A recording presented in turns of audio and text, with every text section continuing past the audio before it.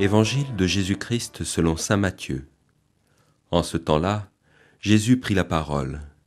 « Père, Seigneur du ciel et de la terre, je proclame ta louange.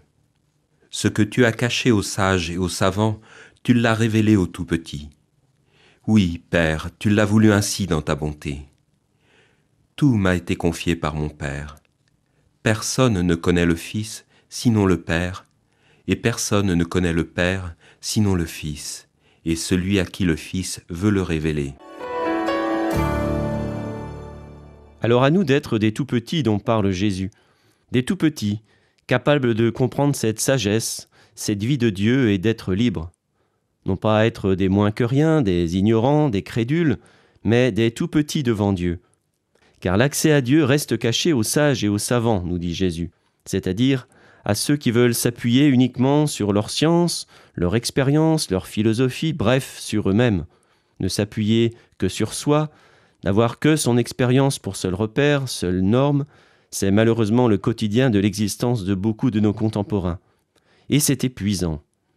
Est-ce au nom de ma petite expérience que je peux juger, évaluer tel ou tel comportement ?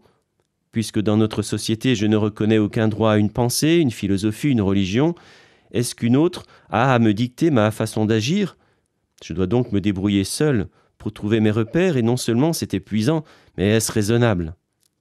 Alors pourquoi ne pas entendre ce que dit la Bible de l'être humain, créé homme et femme à l'image de Dieu ?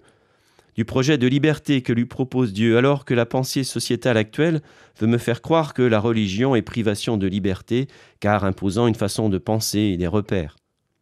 Seuls les petits, les pauvres, dont parlent les béatitudes, ont accès au mystère de Dieu.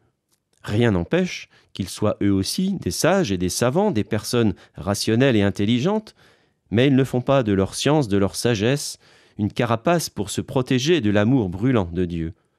Alors acceptons d'être ces tout-petits. Arrêtons-nous sur ce qui est l'essentiel pour nous. Nous y découvrirons certainement un amour, des amitiés, des relations et de la joie.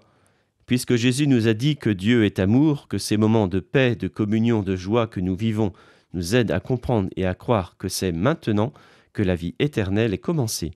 L'évangile du jour a été commenté par le père Dominique Brevet, curé des paroisses Notre-Dame de l'Estuaire et Sainte-Marie-en-Brière.